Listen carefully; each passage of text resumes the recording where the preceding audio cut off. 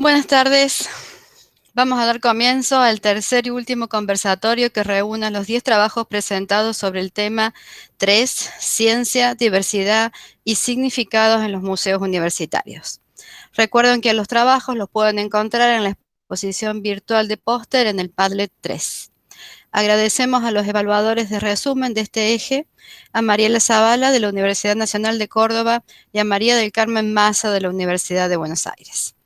Este tema pretende abordar a los museos universitarios como contenedores y comunicadores de la ciencia y el conocimiento y sus desafíos en la nueva normalidad.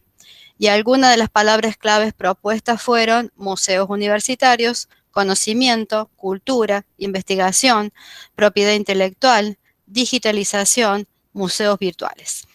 Quedan ustedes con su moderador, el doctor David Merlo, director del Museo del Observatorio Astronómico Nacional de la Universidad Nacional de Córdoba, observatorio que cumple el año que viene 150 años, el observatorio, ¿no? David, no. No, David, adelante. muchas gracias, Rebeca. Así es. Bienvenidas y bienvenidos a este conversatorio. Y bueno, y hoy vamos a tener el gusto y el placer de escuchar dos disertaciones que van a estar a cargo de la doctora Diana Wechsler y el doctor José Corronca. Haremos una semblanza de los dos disertantes antes de escuchar atentamente sus exposiciones.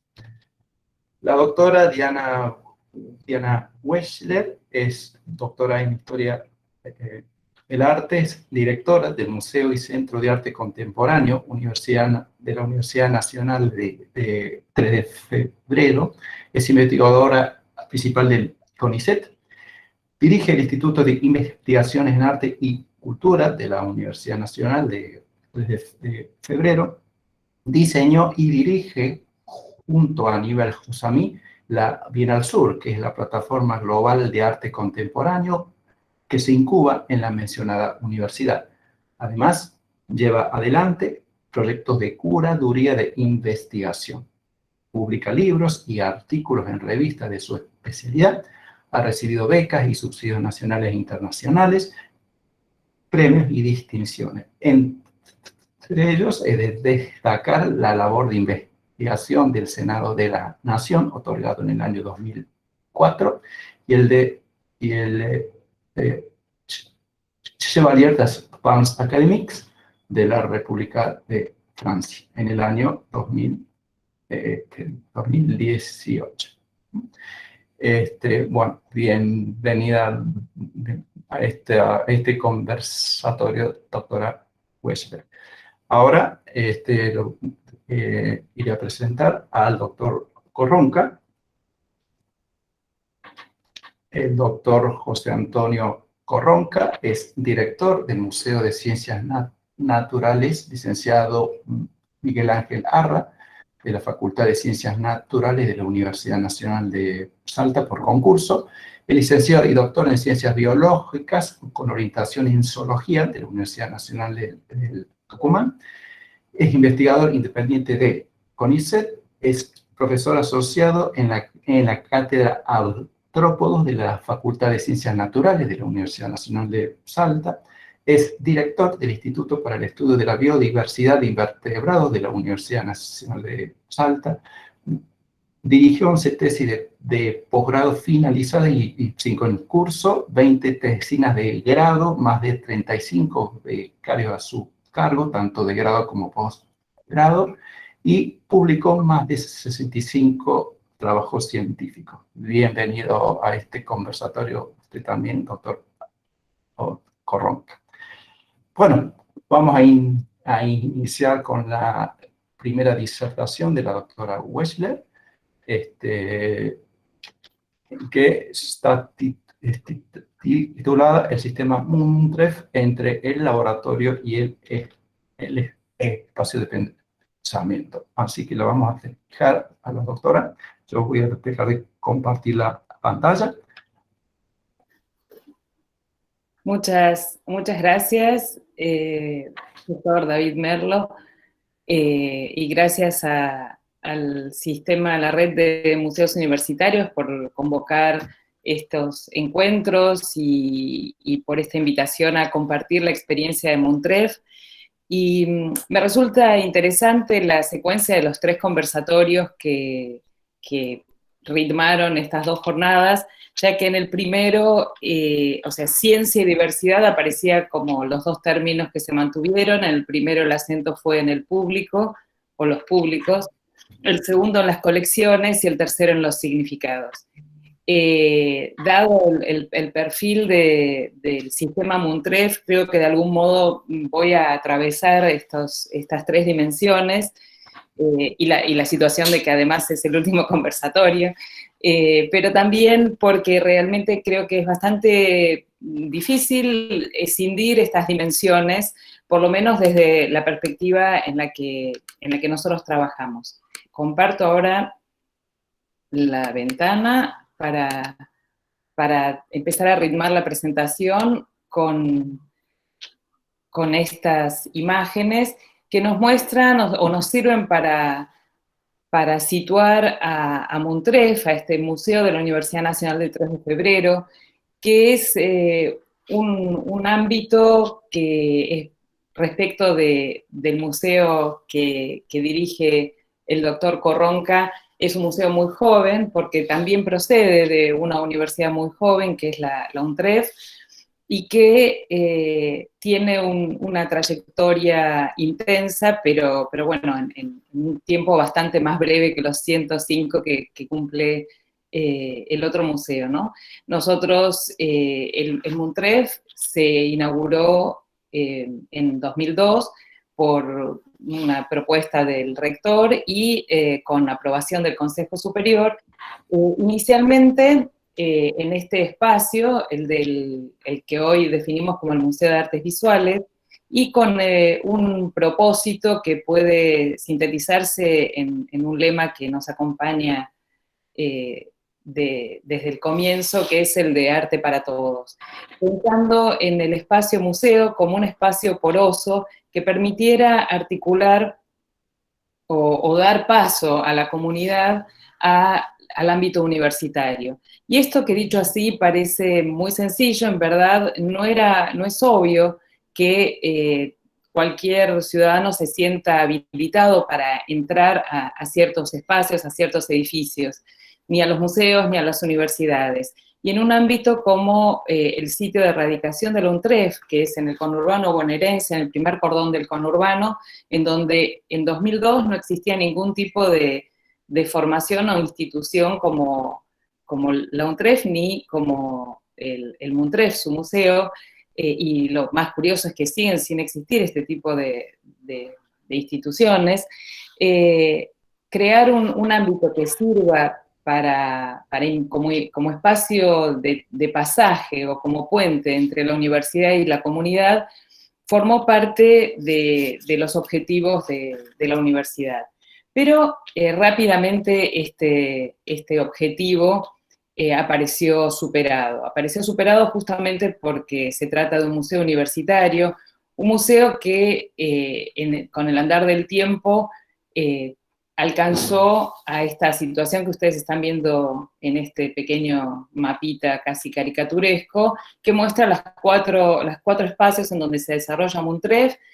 Como ustedes están viendo, el Museo de Artes Visuales en el campus de Caseros 1, el Centro de Arte y Ciencia es un pabellón en el predio de Tecnópolis, el Centro de Arte y Naturaleza, que es un centro que funcionó hasta noviembre en el espacio de la antigua Confitería del Águila, del ex Zoológico de Buenos Aires, actualmente del Ecoparque, y el Museo de la Inmigración y el Centro de Arte Contemporáneo, que funciona en el antiguo edificio del Hotel de Inmigrantes.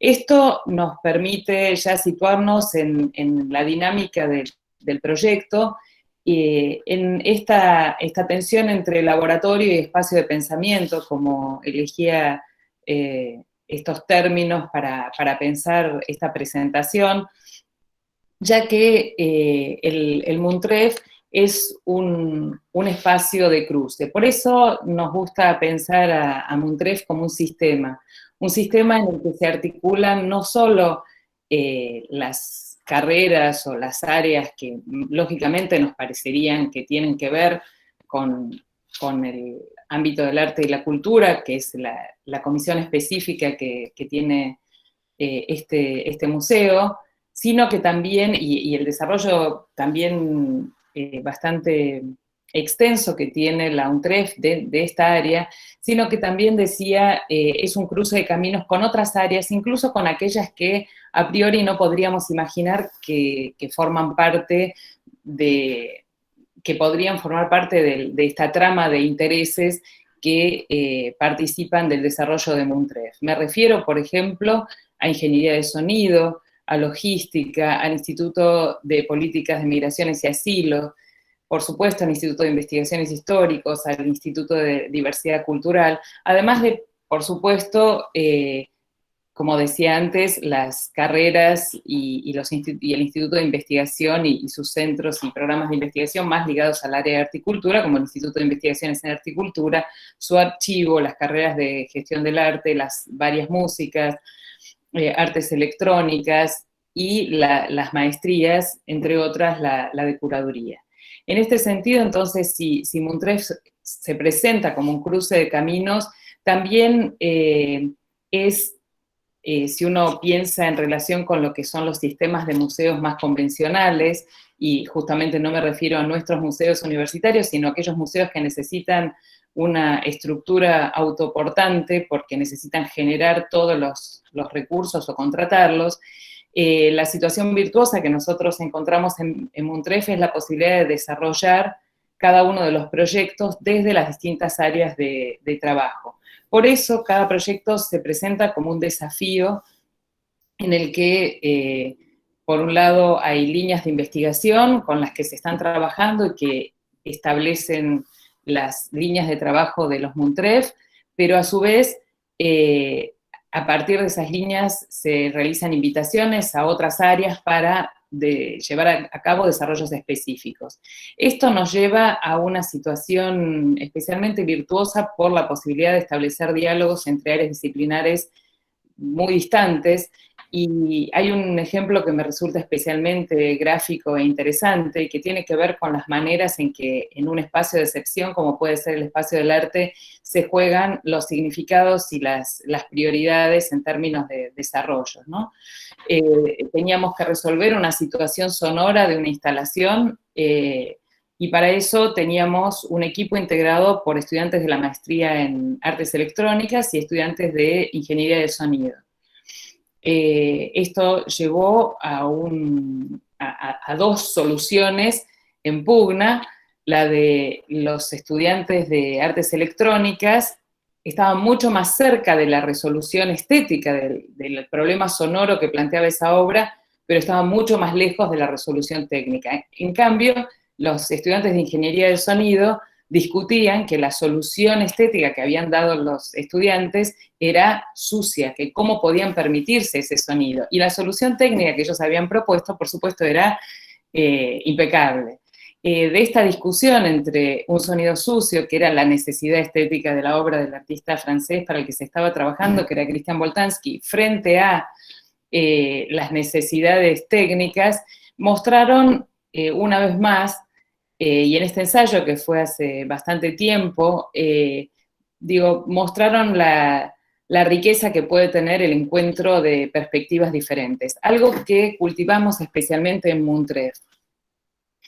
Y que creo que, bueno, es posible justamente porque estamos hablando de un museo o un sistema de museos universitarios. A su vez, MUNTREF lleva adelante un programa, una política de colección que derrama en dos dimensiones. Por un lado, una colección de artes visuales, y por otro, un programa de archivos que está en articulación directa con las líneas de trabajo del Instituto de Investigaciones en Arte y Cultura, que tiene el formato de archivo de archivos para preservar la lógica interna de cada archivo y a la vez la posibilidad de ponerlos en relación.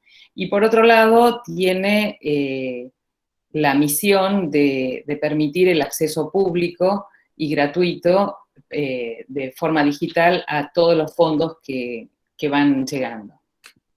Asimismo, otra de las sedes es el Centro de Arte y Ciencia, que funciona en este caso más evidentemente como museo laboratorio, ya que si en las otras sedes nosotros el laboratorio está más puesto en el backstage de cada proyecto, en el Centro de Arte y Ciencia y en el Centro de Arte y Naturaleza, la idea de laboratorio está mucho más a la vista y la situación experimental se traslada de manera muy directa en el tránsito por las salas al público que los visita.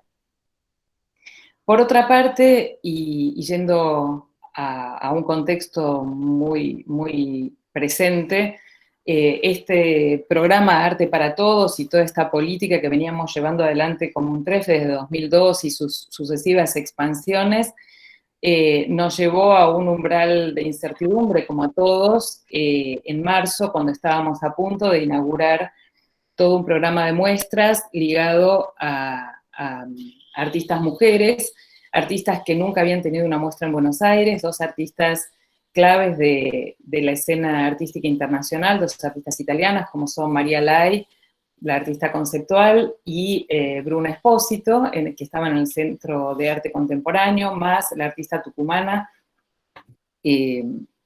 Carlota Beltrame, y la artista chilena Julia Toro, más una muestra de las colecciones de los fondos regionales de arte contemporáneo. Estas 5 muestras quedaron de manera fantasmal durante muchos meses por el cierre que nos impuso la pandemia. Y allí decidimos que si MUNTREF tenía, entre todas estas dimensiones con las que trabaja, un ámbito fuerte, que es el ámbito virtual, ya que la página web funciona como archivo y a la vez como archivo de muestras, porque desde 2012 nosotros venimos alojando en la página todas las muestras en formato virtual autoadministrable, nos pareció que era oportuno desarrollar un programa dentro de esta plataforma que pudiera permitirnos poner, en vez de ese tan doloroso cartel que aparecía y aparece todavía en todos los museos cerrado temporalmente por la pandemia, elegimos reemplazarlo por el cartel abierto de manera virtual. Ya que creo que quizás, sin duda de otra manera, pero casi iba a decir quizás más que nunca, interpelamos a un número de público mayor o por lo menos más vasto a partir de este programa, como les decía, de visitas virtuales autoadministrables, al que fuimos incorporando las muestras que no se podían abrir, de poner ante el público estos encuentros de disciplinas diversas, estos debates y este modo de trabajo, hacerlo público en un encuentro semanal bajo el título de Laboratorio de Ideas, intercambios y diálogos que se volcaron al espacio público, más diálogos, videos documentales que fuimos produciendo con la sección de UNTREF Media, y el área educativa, que siempre ha sido muy fuerte en MUNTREF, se volcó a el espacio virtual en un desarrollo que además tendió a poner online aquellas cosas que naturalmente siempre se hacían, que era la de ofrecer materiales y propuestas para el trabajo con escuelas, con familias, con gente de la tercera edad, etc. Dentro de toda esta política que llevamos adelante desde MUNTREF, y porque nos importa en particular reivindicar el lugar de la cultura y la accesibilidad de la cultura, también nos pareció importante, dentro de estos 18 años de trayectoria, darle un espacio a la proyección internacional. Y el primer programa, digamos, hubo distintos momentos dentro de este programa, pero hubo uno de alta visibilidad que terminó instalando esta lógica dentro de nuestra dinámica de trabajo, que fue el que llevamos adelante en 2010, que a mí me gusta llamarlo Cruce de Miradas, ya que por un proyecto I+D del Ministerio de Educación y Ciencias de España, veníamos trabajando con un grupo de colegas de la Universidad de Málaga, entre otras cosas con la colección de la Fundación Picasso. De allí surgió una muestra que es esta que ustedes están viendo, Picasso, la mirada del deseo, que produjo la Fundación Picasso para Montref. Y como contrapartida, nosotros produjimos para la Fundación Picasso la muestra Berni, la mirada intensa. En este cruce de miradas, en este cruce de maestros de la modernidad, se selló una especie de lógica de intercambio y de inserción de Montref, que llevó luego, como que se convirtió en parte de la dinámica de trabajo que llevamos adelante, no solo a través de los proyectos de investigación con otras universidades, sino también con otras instituciones artísticas, como el proyecto Sublevaciones, llevado adelante con el Jeu de Paume, a partir de una hipótesis de trabajo de Georges Didier Berman, o Perder la forma humana, un proyecto llevado adelante con el Museo Reina Sofía y la Red de Conceptualismos del Sur. Además de otra cantidad de proyectos, de los cuales están viendo algunos en esta placa, en donde se ven algunos ejemplos de la política editorial que acompaña al proyecto museo y que ayuda a expandirlo, entre otras cosas porque casi todos los textos, las publicaciones son bilingües, además de un espacio de ensayo y de debate de ideas, como es la revista de estudios curatoriales, a la que están todos invitados no solo a visitar, sino a participar con sus trabajos y artículos. Y finalmente, para cerrar, dentro de esta misma lógica de trabajar para distintos públicos, de pensar todo de nuevo, de volver a ensayar las reglas que organizan el sistema de saberes, a partir de estos choques o encuentros de distintas perspectivas, también nos pareció interesante poder diseñar una plataforma para el arte contemporáneo que pusiera en línea, que pusiera de manera horizontal, a la par, a los grandes centros con espacios que tienen perfiles diferentes o públicos o destinos diferentes, pero que puedan estar no solo en red de manera virtual, sino también formar parte de un proyecto común. Este es Bien al Sur, un proyecto que surge de dos miradas, la mirada de las relaciones internacionales y la mirada de las políticas culturales. Surge de la reivindicación del derecho a la cultura como aquel que es capaz de dar visibilidad a otros derechos, y surge también de un esfuerzo muy grande que nos lleva a pensar utopías que son de algún modo esos alicientes que nos permiten imaginar que a través de el trabajo con el arte y la cultura es posible el desarrollo de otras dimensiones dentro de nuestras sociedades. Nada más. Muchas gracias, doctora Wechsler. Olvidé mencionar al comienzo que luego de las dos exposiciones se va a abrir un espacio para hacer las consultas correspondientes y justamente el debate de ideas, ¿sí? Bueno, ahora voy a presentar a la ponencia de doctor Corronca. Bueno, David, ¿comparto pantalla, sí? Sí, ya te dejo allí. ¿Listo? Bueno. Ok.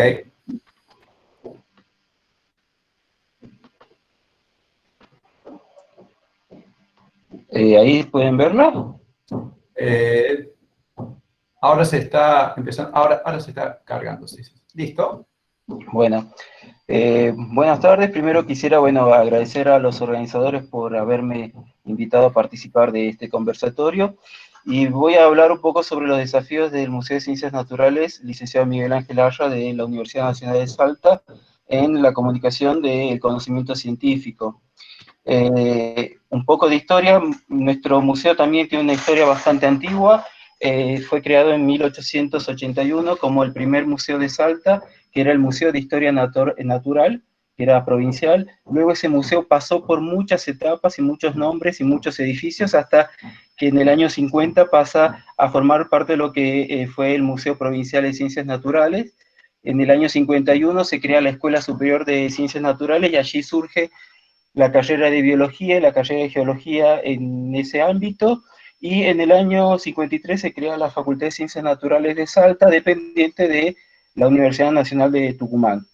Y a partir de ese momento el museo pasa a ser un museo universitario y comienza a estar, digamos, ubicado en un edificio emblemático, que es el que se ve al fondo de la diapositiva, que es el pabellón centenario que, digamos, de Salta. Es un edificio muy interesante porque fue construido por Francesco Gianotti, que, si nos viene a la mente, bueno, hizo muchas obras interesantes como el Café El Molino en la Ciudad Autónoma de Buenos Aires. Este edificio es uno de los pocos edificios de la época de la secesión vienesa que hay en el país, y eso también le da un plus. Antes de ser museo, este edificio era el club social, y entonces tiene como muy arraigado la presencia del edificio en la comunidad salteña. Luego, en el año 72 se crea la Universidad Nacional de Salta, y entonces todo, tanto el museo como las carreras de Biología y de Geología pasan al ámbito de la universidad. Y en el año 73 el Departamento de Antropología, que formaba parte en ese momento del museo, se disuelve, y toda la colección antropológica pasa a formar parte de lo que hoy es el Museo Provincial de Antropología de Salta. Un poco pensando en las temáticas que hemos estado charlando a lo largo de estos 2 días, uno siempre se imagina que estos museos universitarios tienen que ser espacios importantes para la comunicación de la ciencia a través de la educación, tanto formal, informal o no formal, y que está condicionada mucho por la historia, las colecciones y las investigaciones que se llevaron a cabo. Pero también un poco el desafío es buscar un equilibrio entre el conocimiento científico que se quiere brindar y cómo eso lo llevamos a una exposición que sea atractiva, que sea de interés, que despierte curiosidad en nuestros visitantes. Por otro lado, también tenemos que pensar que todos estos museos tienen una investigación y unas colecciones que es el fruto de toda una historia, y en esa historia también no tenemos que dejar de olvidarnos todos los avatares, tanto políticos como digamos, universitarios, y también los problemas de gestión que hubo a lo largo de todos estos años en cada una de nuestras historias. Por otro lado, también pensaba que no es solo un museo que nuestros visitantes tienen que ser estudiantes, tenemos que llegar a un público o a varios públicos que son totalmente distintos.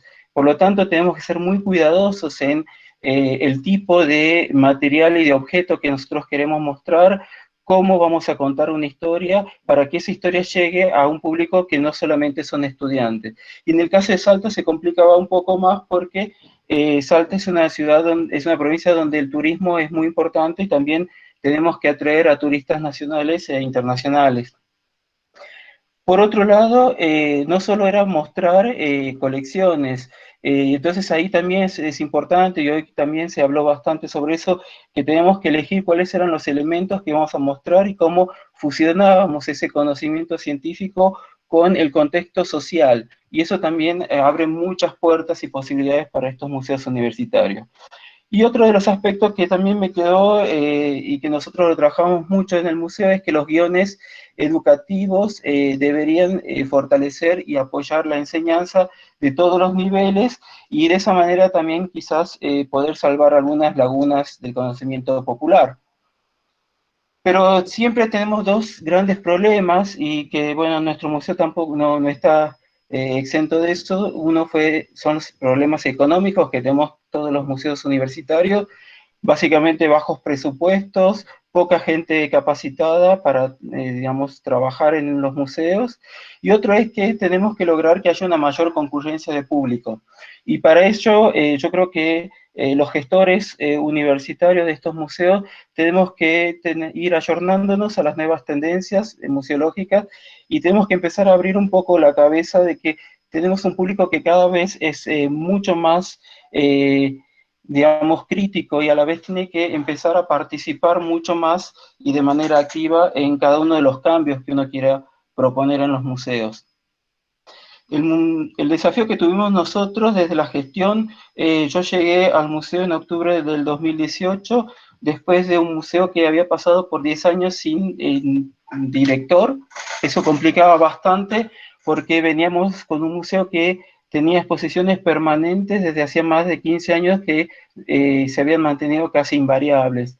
Había muy poca actividad extra en el museo, como 1 o 2 exposiciones temporales por año y alguna que otra charla o taller, que era todo producto del esfuerzo que le ponían los técnicos que estaban en el museo y de manera céfala. Entonces, un poco en la gestión lo que quisimos hacer era dar mayor presencia al Museo de Ciencias Naturales en la comunidad salteña, una mayor concurrencia del público y que ese público sea realmente activo de los cambios que estábamos viviendo y, por supuesto, partiendo de un presupuesto casi nulo. Se hizo bastante, un poco, digamos, esta diapositiva no es, digamos, casual, son 6 personas, porque éramos 6 los que empezamos esta tarea en ese momento, y una de las cosas que yo traté al incorporarme al equipo del museo era hacerles ver que el museo tenía que cambiar, y el cambio tiene que empezar a ser radical y lo teníamos que mostrar, y uno de los cambios más importantes fue cambiar la imagen y, por supuesto, cambiar el logo. Tenemos que buscar un logo que sea mucho más moderno y que nos represente a estos cambios que queríamos plantearnos.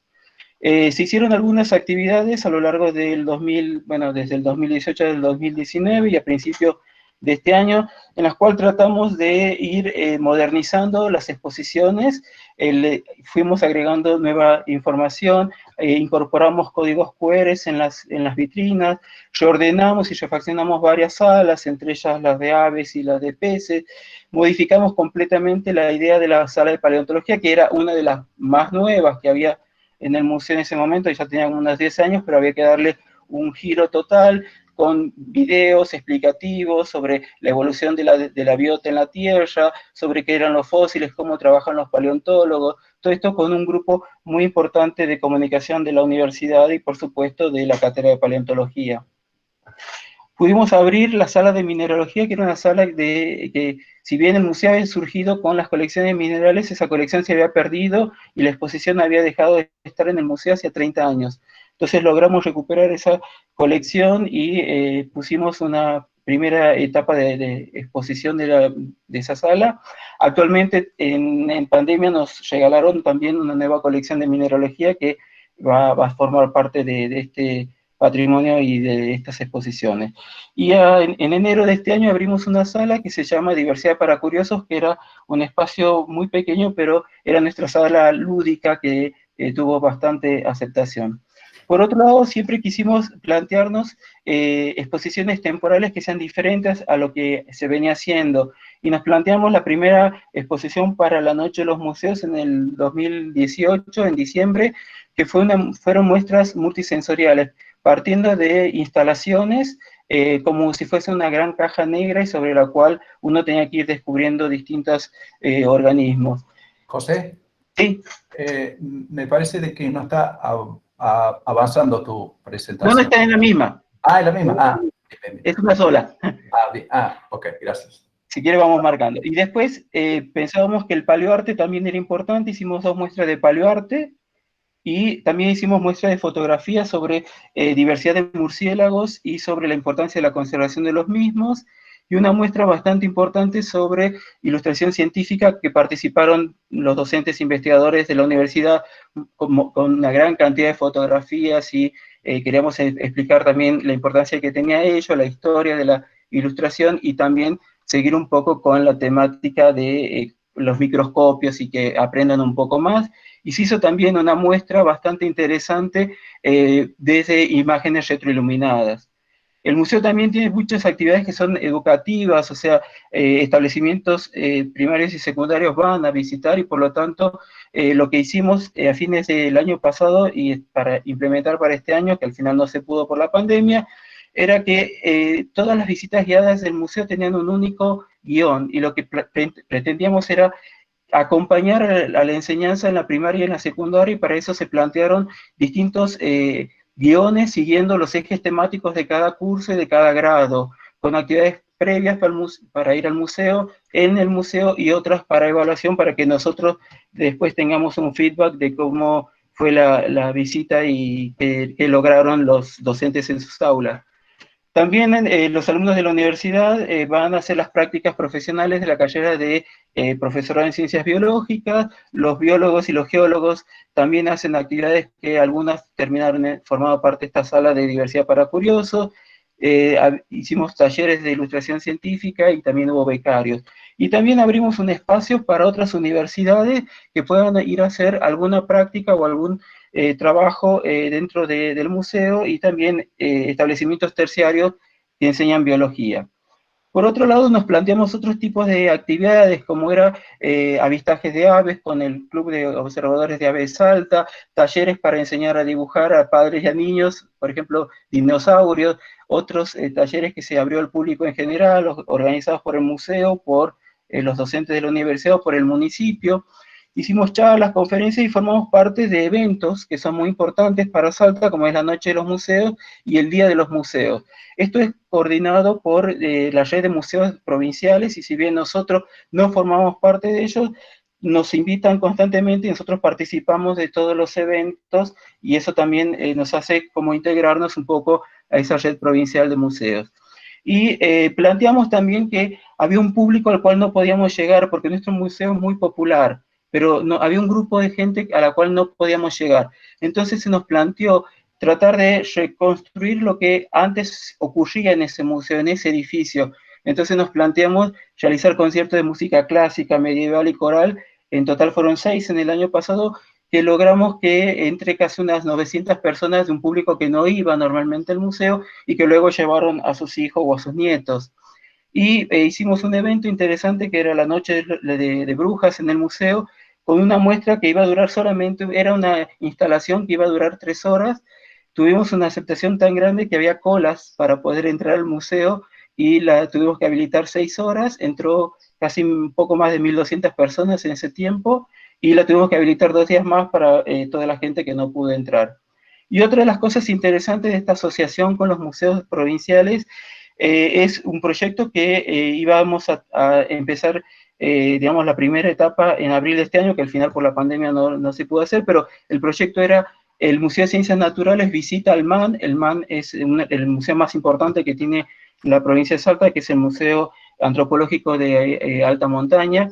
Y un poco la idea era que una muestra nuestra iba a formar parte de la gran exposición del MAN, y el MAN luego iba a visitar al Museo de Ciencias Naturales con réplicas de sus momias y del material que ellos tienen en custodia. Uno puede estar de acuerdo o no con la estructura del museo, en particular yo no estoy de acuerdo con la estructura del MAN, pero eso no implica que uno desde la gestión pueda plantear este tipo de actividades.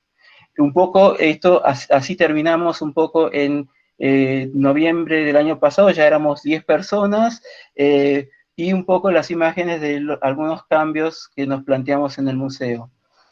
Logros bastantes, en poco tiempo logramos modernizar bastante el museo, incrementamos el número de visitantes. Para que tengan una idea, normalmente entraban 30.000, 35.000 personas, y nosotros en el 2019 logramos un poco más de 83.000 visitantes. 12.000 de esos fueron estudiantes de establecimientos primarios y secundarios, 250 eran de universidades y de carreras de turismo, de ambiente, biología o de arquitectura, 145 visitantes de centros de educación especial de la provincia, principalmente chicos con síndrome de Down o con espectro autista, 260 de centros de jubilados por un proyecto de articulación con la Secretaría de Turismo de la provincia, y 1.100 chicos que entraron por un proyecto de circuitos naturales, de paseos culturales de la Secretaría de Turismo, que también nos invitaron y nosotros formamos parte todos los años de ese proyecto. Todo el resto del público fue público en general, fue también turistas nacionales e internacionales. Esto nos llevó a posicionarnos entre los 5 museos más visitados de la provincia. Siempre decimos entre los 5, realmente estamos entre el tercero y el cuarto lugar, pero bueno, el quinto es el que decimos 5, porque en algunos meses tenemos menos gente que otros. Mejoramos bastante el contacto con la gente a través de las redes sociales, y tanto antes y después, a lo largo de la pandemia también tuvimos un contacto bastante importante con la gente por las redes sociales, por Instagram y por Facebook. Estuvimos en todos estos 2 años muy presentes en todos los medios de comunicación. hicimos de todo, desde entrevistas, hicimos transmisiones en vivo, estuvimos en todo momento, y por suerte los medios de comunicación nos aportaron sus espacios gratuitamente y pudimos explicar cada cambio que quería hacer el museo, y la gente nos fue acompañando y eso fue bastante bueno. Y también participamos de algunas de las iniciativas, como comentaba hoy Analía, como fue el caso de la competencia nacional, la competencia natural de la ciudad, y el de biobúsqueda del sur, que se realizaron de manera virtual este año. ¿Qué desafíos? Y nos quedan habíamos para este año, estábamos justo en el momento que estamos cerrando, estamos armando una sala que es multimedia y sensorial, que se llama Tomemos Conciencia antes que se vayan, que es una sala que la planteó el museo junto con la gente de la Secretaría del Medio Ambiente y la de gente de Parques Nacionales, con una idea de tratar de concienciar sobre las especies amenazadas de Salta, cuáles son digamos, las amenazas que actualmente tenemos en la provincia, digamos, que está afectando a la flora y a la fauna y a su conservación, y qué importancia tienen las áreas protegidas y todo el sistema nacional y provincial de áreas protegidas. Esa sala ya era una apuesta mucho más grande, donde iba a haber audioguías, fonoguías, videos acompañados por lengua de señas y explicaciones en braille. Y también nos queda en carpeta, pero no es porque no tengamos el material, sino que es simplemente porque no tenemos todavía el espacio. Es una sala para visitantes ciegos y normovisuales que entren con ojos vendados para reconocer la biodiversidad de otra manera. Esto surge de un material de organismos en representaciones de 3D que viene realizando por varios proyectos de extensión desde el instituto que yo dirijo en la facultad, y que estuvimos trabajando con un grupo muy grande de niños y jóvenes y adultos ciegos, apoyados por la Fundación Salteña de Ciegos. El material iba a formar parte del museo de la Fundación Salteña de Ciegos, y como ese proyecto no se va a completar, decidimos abrirlo como una sala en el museo. Estamos viendo ahora el espacio porque no es fácil adaptar todo para, digamos, este tipo de presentaciones. Estamos generando nuestra página web, que no teníamos, pero estamos buscando, y estamos ahora analizando eso, una página muy moderna, siguiendo muchos de los diseños de páginas de museos europeos, donde podamos vender hasta desde los tickets para poder entrar al museo hasta cualquier elemento de la tienda, que fue uno de los, digamos, también objetivos. Tenemos una tienda que de a poco está, digamos, teniendo un mayor auge, y estamos tratando de poder construir un poco más y ampliar las salas, porque nosotros escuchamos mucho lo que nos dice el público, y normalmente lo que nos está diciendo es, están mostrando muchas cosas, pero nos está quedando chico, y eso también nosotros lo escuchamos todas las opiniones, y tratamos de que podamos realmente ir en conjunto entre lo que propone, digamos, el público, que muchas veces fueron los pioneros de las ideas de muchas de las exposiciones que tuvimos en estos 2 años, y creo que el museo en ese sentido está muy presente en la sociedad y está tratando de ubicarse de otra forma, y como yo siempre digo, tratar de que el Museo de Ciencias Naturales Salta sea una marca registrada dentro de la sociedad. Nada más. Dejo de compartir. Muchas gracias, doctor Corronca. Muy interesante la propuesta de su museo. Tal como yo había escrito en el chat, la doctora Weschler, ella por motivos académicos tiene que retirarse un ratito antes.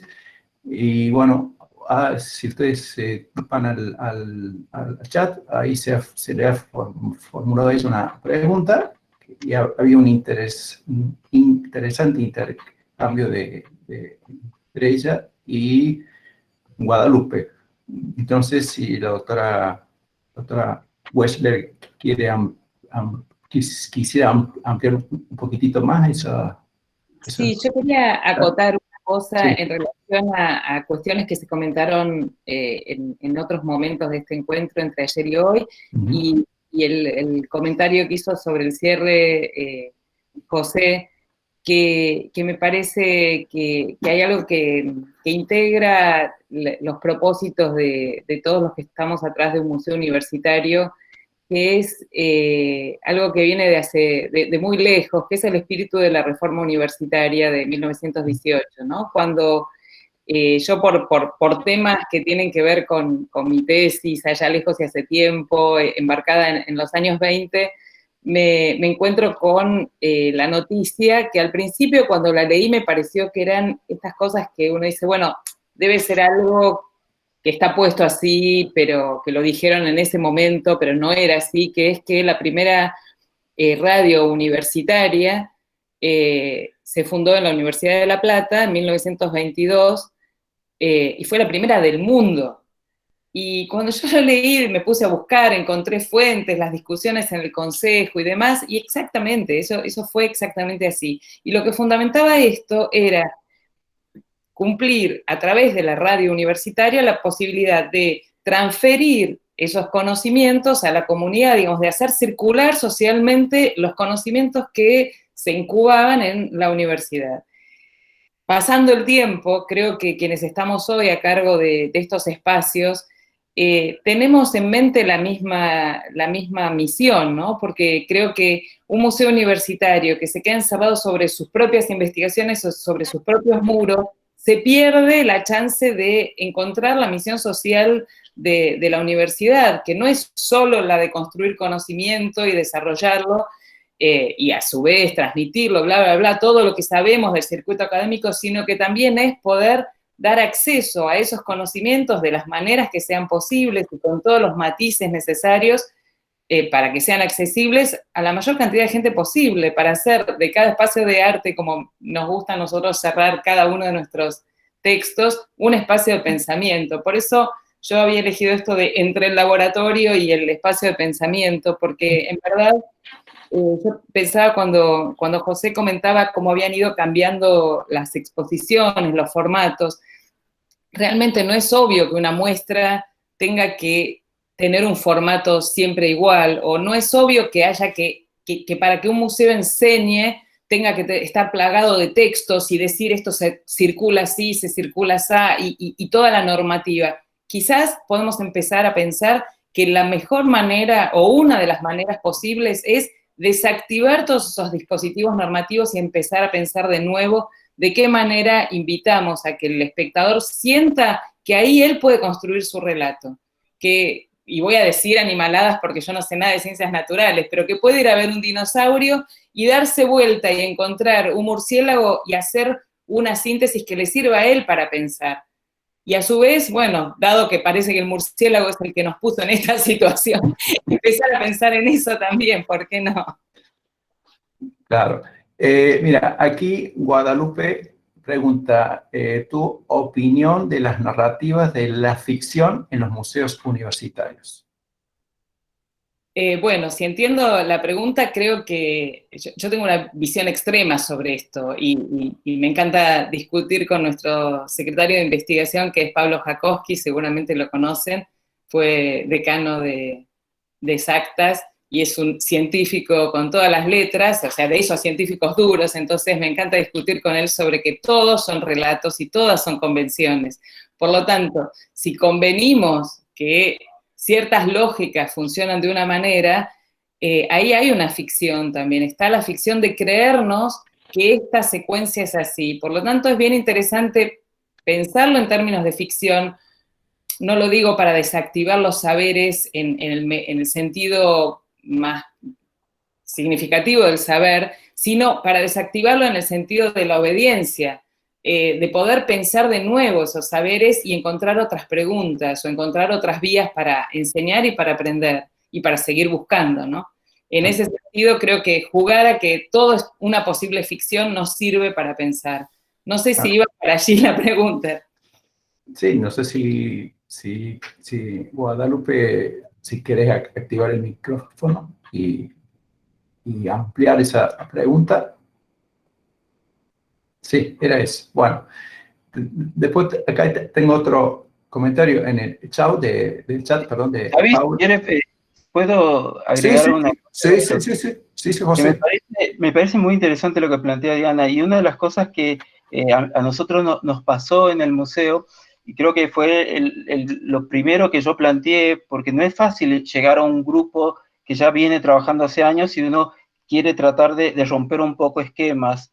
Y me acuerdo en nuestra primera exposición fue una instalación en una caja negra, montamos toda una selva, donde se sentía el olor a selva, donde había ruido a selva, y queríamos mostrar aves rapaces y que la gente la vaya descubriendo con linterna, que sienta los ruidos, que puede entrar, y el guión va por distintos lados. O sea, hay un guión que va para el chico que lo tiene que sorprender, llamar la atención, y eso creo que no se va a olvidar. Y después hay otros guiones y otra información científica que va al resto del público. Cada parte que cuando uno arma una muestra no tiene una idea, y esa idea se tiene que ir desdoblando en distintas informaciones, porque hay gente que está más, le gusta más una cosa u otra y es más curiosa, pero tenés que lograr eso. Creo que lo más importante es el impacto.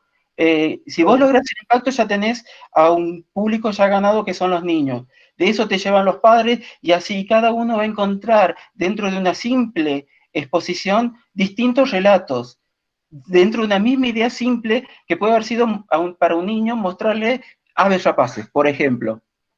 Y eso creo que es lo que tenemos que empezar a pensar. No tenemos que pensar en grandes problemas científicos que tenemos que llevar. Yo creo que son en pequeños puntos que pueden ser analizados desde distintos aspectos para distintos públicos. Y eso te va a producir un enriquecimiento de tu exposición. Por más que, digamos, sea simple, que te va a durar 40 días. Nosotros, cada exposición dura 40 días y tenemos 7.000 a 9.000 personas. Y eso es muchísimo para un museo que no es tan grande. Exactamente. Sin duda. Esto que decías me trae un ejemplo que lo pueden ver en la web porque está la visita virtual, que es el ensayo que hicimos en la muestra permanente del Museo de la Inmigración. Ocurrió algo muy curioso y lo voy a explicar muy rapidito, pero cuando nosotros empezamos a trabajar en el espacio del Hotel de Inmigrantes, que era una ruina total y absoluta, bueno, nos dimos cuenta que ahí había que crear un museo de la inmigración, que en realidad estaba creado pero no existía. Pero lo interesante es que empezamos a hacer entrevistas y encuestas y todo el mundo decía que sí, que había visto un museo de la inmigración, que existía. Sí, que bien, ¿y usted qué encontró? Y yo vi, y era genial porque la gente había visto cosas. Entonces, eso nos sirvió para ver cuál era la demanda del público y la imaginación de qué tenía que haber ahí. Y sin duda tenía que haber valijas y pasaportes, esto era lo más recurrente. También tenía que haber historia. Pero nosotros no queríamos hacer un relato cronológico. Después de meses de discusión, llegamos, en donde transitaron las ideas más diversas, llegamos a un formato más experiencial que recorriera los tramos de lo que decide el viaje y las maneras en que se hace el viaje, el arribo, la inserción y el legado. Como 4 zonas muy simples de la experiencia, en donde por un lado está la historia a través de un montón de documentos y de imágenes, por otro está el presente a través de testimonios de migrantes actuales, algo que no podíamos eludir porque la migración sigue siendo un problema. Las valijas se convirtieron en obras de artistas que hubieran intervenido valijas o usado valijas como soporte, de manera tal de expandir el sentido a través del arte contemporáneo. Pero además, y voy a lo que estabas comentando, José, elegimos para cada tramo algo que llamamos objeto nodo. Viaje en el Hotel de Inmigrantes. ¿Qué remite un viaje? Rápidamente un barco. Conseguimos una gran maqueta de barco de principios del siglo XX que rápidamente el que entra ahí ya sabe de qué estamos hablando. La historia está, pero a través de un gran cristal que tiene la trama de una cronología del mundo, de Argentina, etcétera, etcétera, y de las políticas migratorias. El que quiere la lee, el que quiere no, pero transparenta toda la sala. Para el arribo, creamos una especie de instalación en donde la persona que entra se encuentra en medio de las camas y reflejado por espejos donde está multiplicada esa condición de uno en la multitud. Para la zona de inserción, el nodo que elegimos es un conjunto de diccionarios reales, de época, y diccionarios que habían hecho los migrantes, en donde se armaban como unas guías de palabras para poder manejarse. De esa manera estábamos como introduciendo pequeñas claves en donde decíamos siempre, una persona puede entrar y mirar la muestra así, linealmente, a través de los objetos nodo, y se va con una idea, o puede meterse a investigar más y ahí los cajones que abren, buscan, avanzan. El problema es que ahora los cajones no se pueden abrir porque no se puede tocar, pero ya lo superaremos. Sí. Doctora, antes de ir a pasar a otros comentarios, estaba acordando hace unos años, la UNTREF participó puede ser en un planetario orientado a ciegos. ¿Usted está Nosotros al llevamos tanto de eso? adelante varios programas que buscan trabajar con el concepto de inclusión en una dimensión amplia, inclusión en términos sociales, pero también en términos de capacidades diferentes. Y sinceramente logramos tener como más claridad en el trabajo con hipoacúsicos que con gente con capacidades visuales. Realmente es un problema grande, hay distintos ensayos, se han hecho distintas soluciones, pero sinceramente, y esto estoy hablando por mí, no nos termina de convencer las estrategias que hay disponibles para el trabajo con gente con discapacidad visual.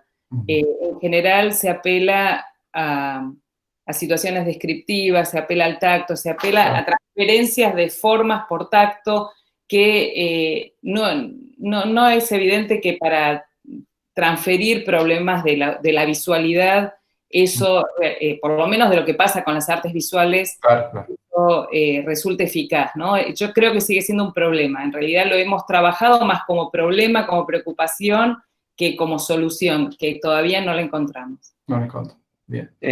David, disculpa, Diana, un poco relacionando lo tuyo, nosotros trabajamos con ciegos y lo que hicimos fue, hacíamos representaciones tridimensionales, por ejemplo, una mosca en escala gigante, y como teníamos la gente de la Fundación, digamos, Salteña de Ciego, que la presidenta había sido, o sea, ella veía perfectamente y perdió la visión ya de grande, era nuestro semáforo para ver si realmente lo que estamos tratando de representar era lo que ella se acordaba de lo que era tal ejemplar, y eso nos permitió empezar a abrir un poco más la cabeza.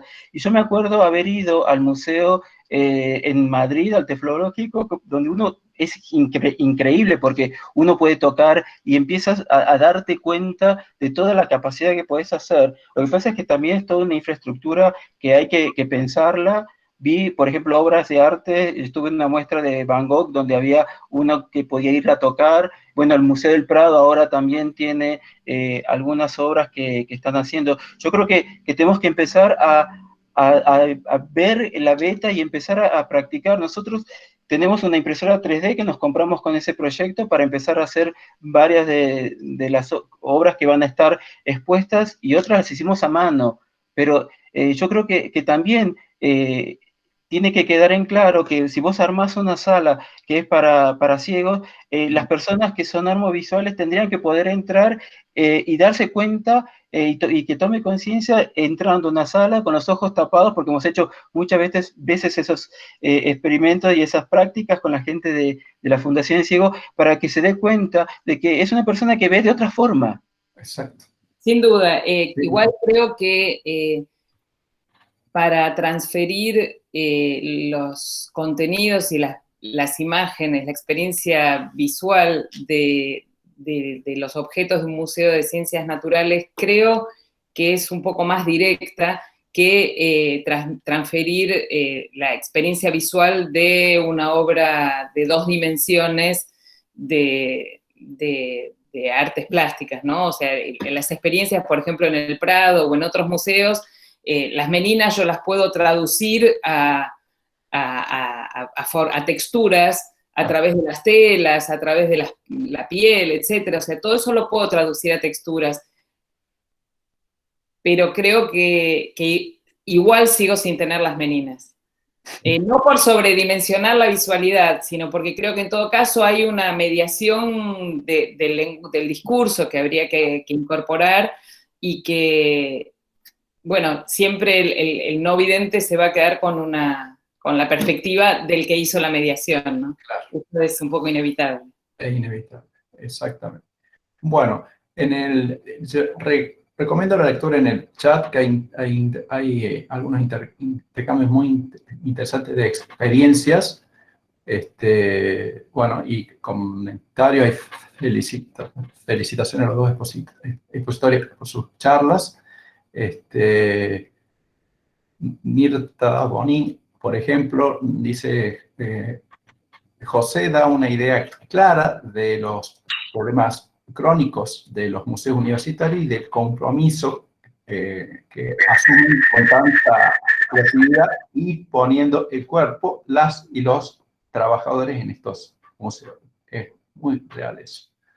Hay otra, bueno, hay una experiencia que nos está compartiendo David Leiva, de que hubo varias exposiciones en el Hotel de Inmigrantes que tuvieron muchos visitantes y el público vio muchos objetos. Después, sí, Mena, hablando de ficción, ella dice que quiere compartir una experiencia en la noche de los museos, en el Museo de Antropología de la UNC. Estábamos en el área de conservación con el equipo de Eduardo Pautasi. Veíamos que se acercaban muchos niños y niñas acompañados de sus padres y madres. La curiosidad era atrapada por los niños y niñas y muy pocos padres. Se acercaban a observar en el microscopio para observar los fragmentos de cerámica. Había una niña que me dijo que veía pasto en un fragmento cerámico y la madre al rato se sentó a mirar. O sea, evidentemente, bueno, ahí muestra algo que uno ve muy a menudo en los museos, ¿no? Que es, en realidad, son los niños y las niñas los que realmente demuestran ese espíritu de interés y curiosidad, ¿no? Bueno, a ver, estoy viendo algunas otras preguntas. Bueno, dice David Leiva, muy interesante que el Museo de Ciencias Naturales haya tomado el proyecto de la Fundación de Personas Ciegas. Claro, en ese sentido, digamos, lo que estamos tomando es lo que surgió de proyectos de extensión de la universidad que se plantearon con la Fundación Salteña de Ciegos y que justo dio la casualidad que era el instituto donde yo dirijo, que estuvo trabajando con ellos durante 5 años, y eso, bueno, es lo que lo transmitimos y lo vamos a llevar al museo.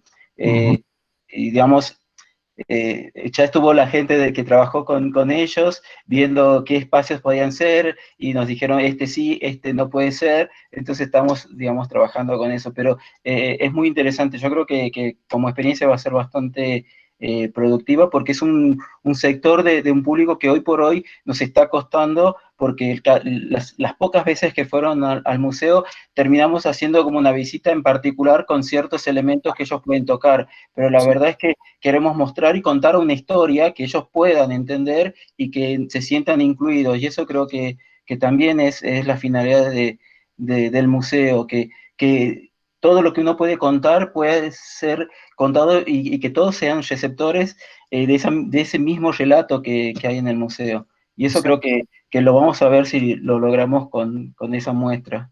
Exactamente, totalmente de acuerdo. Bueno, a ver, ¿alguna otra consulta o por chat o por micrófono?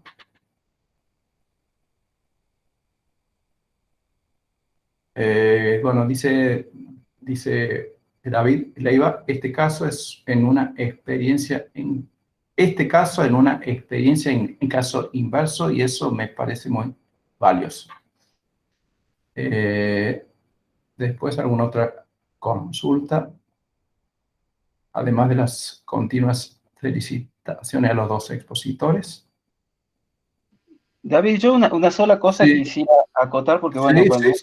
plantea un poco la presentación, hay muchos aspectos que muchas veces se nos escapa. Y yo creo que uno de los aspectos que todos deberíamos empezar a tener en cuenta, porque por lo menos como experiencia fue muy buena, nosotros desde noviembre del año pasado tenemos una persona que, bueno, se da la casualidad que es una licenciada en antropología, pero que también tiene especialización en comunicación digital y es la que nos maneja las redes. Y eso también es importante porque no es lo mismo cada uno con sus ganas a plantear una publicación a que alguien que conozca te esté planteando y te diga, no, es por aquí, no, va para allá. Y anoche, por ejemplo, me pasaba los informes de lo que nos pasó a lo largo de la pandemia y me decía, mira, esto nos sirvió, esto no, deberíamos aprender por esto. Y yo creo que ahí está el punto. Alguien que también desde las redes sociales te vaya diciendo cuáles son los aspectos que el público virtual que nos agarró de sorpresa, porque no estábamos preparados para esto, pero las pocas cosas que uno fue haciendo tiene que tener, digamos, esa crítica, decir, bueno, ¿qué hicimos bien, qué hicimos mal, qué podemos mejorar? Y eso te da alguien que maneje redes sociales y que sepa interpretarte qué significó tantos toques, tantas gente que le llegó la información, cuánta estuvo participando, cuánto fue de debate. O sea, yo creo que eso nosotros no estamos, o por lo menos yo no estoy formado para eso, y yo creo que también es muy bueno. Y si bien está trabajando con nosotros hace muy poco tiempo, creo que logramos también una forma de comunicarnos distintos con la gente. Y es algo que uno debería empezar a pensar. En todas las universidades tenemos gente que hace comunicación. Simplemente es convocar a alguien que te vaya explicando, y si puede trabajar con ustedes todos los días, obviamente que también es muy bueno. O sea, es algo como para también empezar a pensar que hoy un poco Eduardo decía en alguna de las charlas, tenemos gente formada en las universidades de todo. Bueno, tomemos herramientas de todos. Mira, Sin duda, José, educación ha sido en todo este proceso una mano derecha permanente para poder llevar adelante toda la virtualización del sistema del museo, ¿no? Que nos pasó a nosotros y le ha pasado a la mayor parte de los museos del planeta.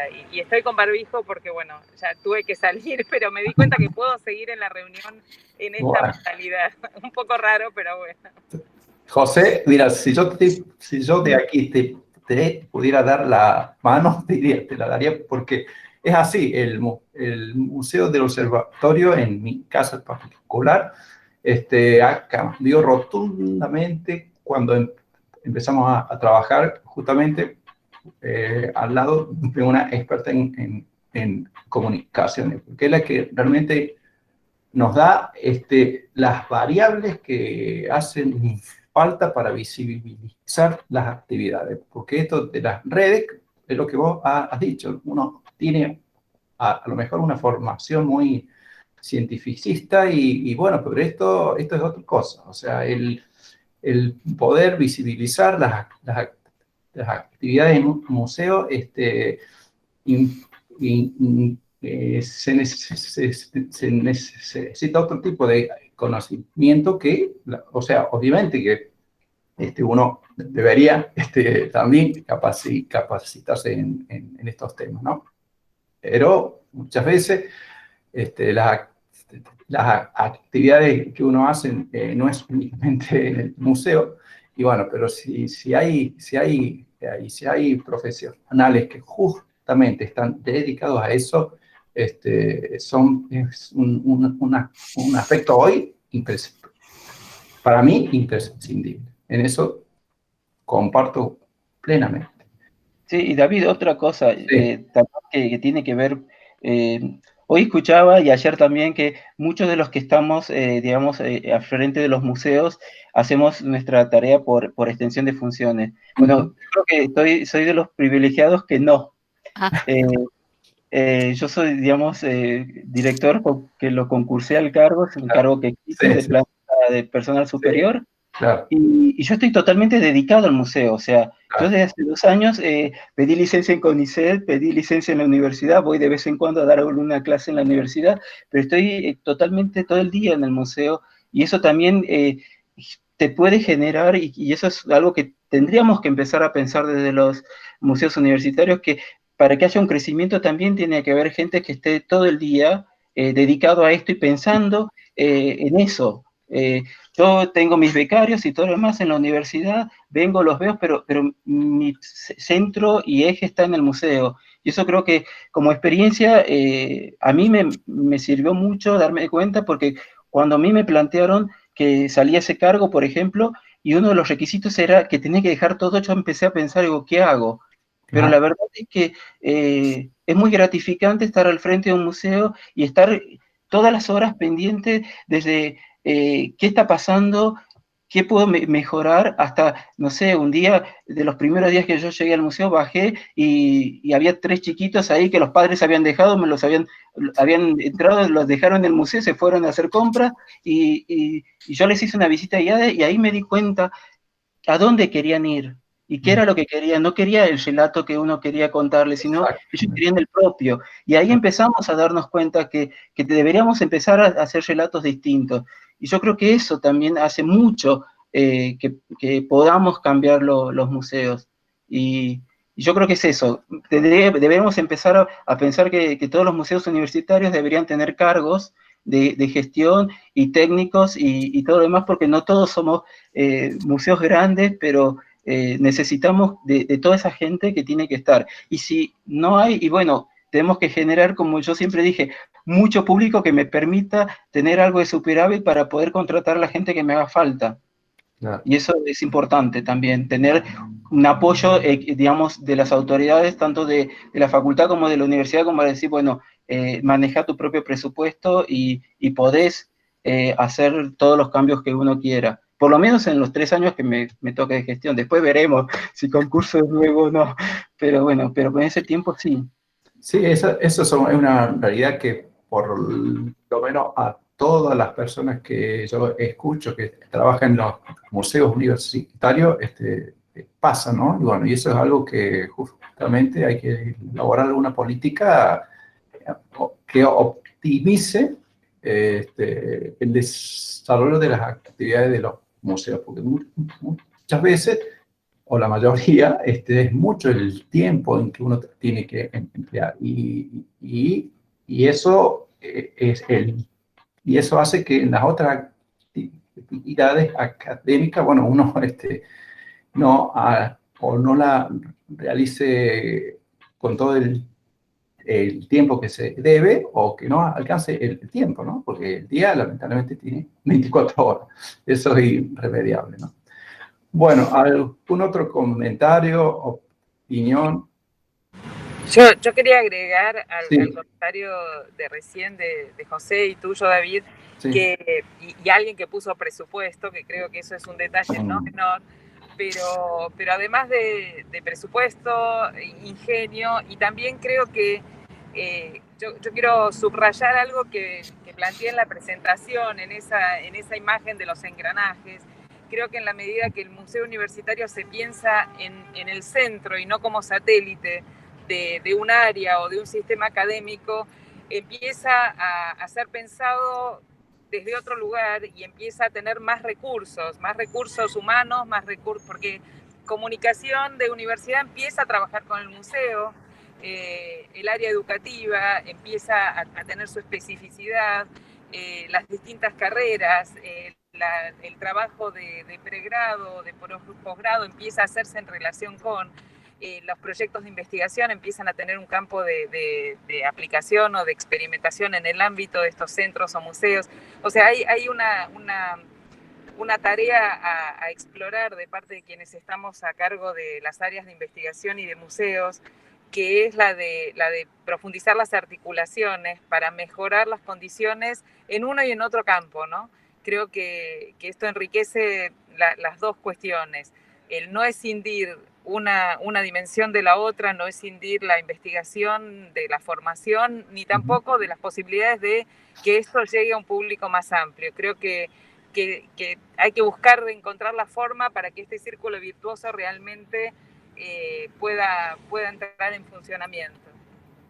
Exacto. A veces nos pone un poco sobre la máquina, ¿no? Porque nos lleva a ocupar distintas posiciones y ir intercambiando demasiados sombreros, pero creo que vale la pena.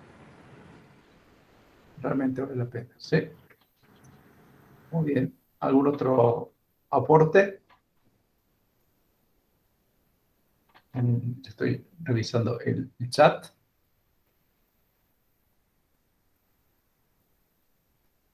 A ver acá.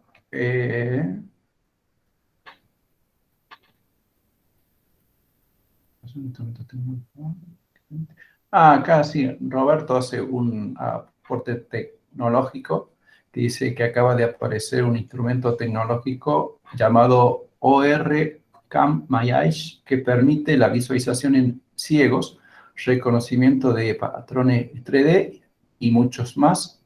El mismo queda montado en un anteojo normal. Claro, sale 240.000 pesos, ¿no? Pero y además tiene activación en voz. Bueno, esto, o sea, obviamente que a medida de que avancen la tecnología, seguramente irán a aparecer recursos que van a posibilitar bueno, que estas limitaciones sensoriales se superen y que permitan ampliar aún más los visitantes al museo, ¿no? Eso es algo que hay que estar también atentos a eso, ¿no? Por supuesto.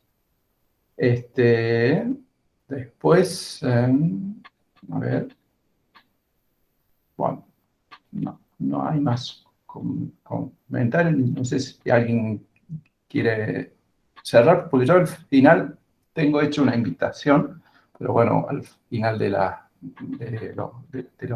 los comentarios, para visitar a los pósters de este tema que están en el Padlet. Así, bueno, si no hay más aportes. David. Sí. Vamos cerrando, si te parece.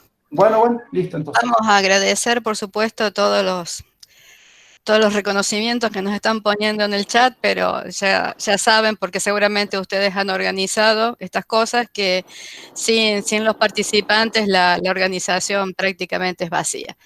Les agradecemos infinitamente a todos y todas estos aportes por los que presentaron, los que aportaron también los trabajos a través de resúmenes y de pósters que están colgados en estos Padlets que les estaba mencionando David y que después va a invitar.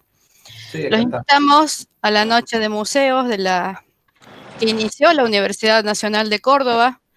Nosotros somos los que comenzamos con la noche de museos, con nuestros propios museos, invitando después a la provincia y a la municipalidad. De ahí el éxito que tuvo inicialmente la Noche de los Museos y que sigue teniendo después de 11 ediciones. En realidad son 10 años, pero tenemos 11 ediciones de Noches de Museos. Hay un trabajo por atrás importantísimo que lleva a que esta actividad sea una actividad multitudinaria, una actividad masiva, y efectivamente esta cuestión de la comunicación virtual nos llevó a trabajar con todo el área de comunicación y con todo el área de diseño virtual y de comunicación virtual de la Universidad Nacional. Y inmediatamente hay una serie de programas que nos están dando, por ejemplo, todos los participantes en red antes de comenzar la noche, ¿no? Que ya están consultando el programa de la noche. Eso por ahí asusta, pero bueno, es la nueva realidad. Así que los esperamos el viernes 20, a partir de las 21 se van a activar los enlaces y van a poder acceder a esa plataforma que es la gran sala de los museos en la noche de los museos. En estas instancias virtuales los museos no tienen puertas, tienen accesos. Y estos accesos están ubicados justamente en los programas. Hay un programa por la universidad, otro programa por la provincia y otro programa por la municipalidad. Y de ahí pueden acceder a casi todos los museos de la ciudad, pero también del interior de la provincia, a los que llegamos tanto por las comunicaciones de la provincia como por las universidades populares, que son extensión de la Universidad Nacional de Córdoba. Ahí tengo en pantalla porque me apareció el otro director del programa de museo, porque somos 3 para poder sustituir a Mirta, que vamos a pasar después en un rato a homenajear, y la debo tener a Florencia por ahí, que no la veo, pero sé que está. Sí, agradecemos una vez más todo este trabajo, ¿sí? Sí, Adam. ¿Cómo no? Sí, no, quería ratificar esto que decís, que para reemplazar a Mirta hace falta 3 directores realmente, porque es demasiado grande, y es así. No, ya que estamos invitando, bueno, también los invitamos a participar de los festejos del 20 aniversario de la declaración de la manzana jesuítica por parte de la UNESCO, que fue declarada en el año 2000 como Patrimonio de la Humanidad. La manzana jesuítica se llama así, bueno, es el espacio que se le asignó en 1605 a la Compañía de Jesús para que desarrolle sus actividades aquí en Córdoba, y a partir de Córdoba, bueno, fue ocupando otros espacios, como toda la parte de misiones, por ejemplo, todas esas obras que hicieron allí a partir de 1610 se planificaron y se llevaron a cabo, se concretaron desde aquí, desde este lugar. Por tal motivo es digamos, un patrimonio único en el mundo y ha sido declarado hace 20 años por la UNESCO como Patrimonio de la Humanidad. Vamos a poner también aquí, voy a compartir con ustedes los enlaces para que ustedes puedan participar. Los festejos, si mal no recuerdo, Rebeca, creo que son el 27, pero habrá una serie de actividades muy interesantes. También van a ser virtuales esas actividades, pero el 27 se va a centralizar toda la mayor parte de los festejos. Quería agregar eso nada más. Y un saludo para el amigo José Corronca, que hacía muchos años que no lo veía. ¿Qué tal, José? Lo conocí ayer en Crilar, en La Rioja, en Anillaco. ¡Anillaco! Hace muchos años ya atrás. Un vecino de Carlos. Un gran abrazo, José. Igualmente. También le agradecemos, perdón, le agradecemos a Diana porque la estamos perdiendo. Sí. Que siguió conectada mientras caminaba, y esto es una nueva forma de participar que inauguró Diana. Muchísimas gracias por todo el tiempo que nos dedican y que sabemos que repartimos entre múltiples actividades docentes de investigación y además dedicadas a nuestros museos universitarios. Muchísimas gracias, David, por la coordinación. Y si quieren, los invitamos a pasar después, ya tenemos un ratito de descanso, pero por favor, acompáñennos en el cierre, en esta última actividad que les proponemos dentro de las jornadas. Así acordamos también cómo seguimos trabajando en conjuntos en red por los museos universitarios. Muchas gracias. Un segundito. Espere, un segundito, sí, Adán. Sí, Adán. Aquí va el link para, a ver, ahí. Ah, perdón, me había olvidado. Eso solamente, esa es la página, ahí llegó, sí. Sí, ahora se ve. Bueno, esa es la página oficial de los festejos por el tema de la manzana jesuítica. Realmente es muy bonito, no sé si lo conocen, pero se los recomiendo porque realmente es, para nosotros un orgullo, ¿no? Uh-huh. Y ahí tenemos varios museos también universitarios que funcionan dentro de esos espacios. Sí. Muy bien, los esperamos dentro de media horita en el último link, por favor. ¿Cuál es el link para la última horita? ¿Está en lo que mandaron? Está en lo que mandaron, por favor, Victoria, ¿lo podrías volver a pegar? No sé si se me fue Victoria o no. No, ahí está, ahí viene. Ahí lo va a enviar. Dice que este mismo, dice Victoria. ¿Este mismo? Este mismo, dice Victoria, sí. Ah, Bien, bueno, gracias. Entonces, es este que le estoy pegando. Sí, es el mismo. Es el mismo, exactamente. Muchísimas gracias. Los esperamos entonces en un ratito. A prepararte mate. A preparar. Chao, gracias. Chao, muchas gracias por tu presencia, José. Chao. Gracias, David. Gracias, José. Gracias a vos, Rebeca. Nos Y vemos. gracias.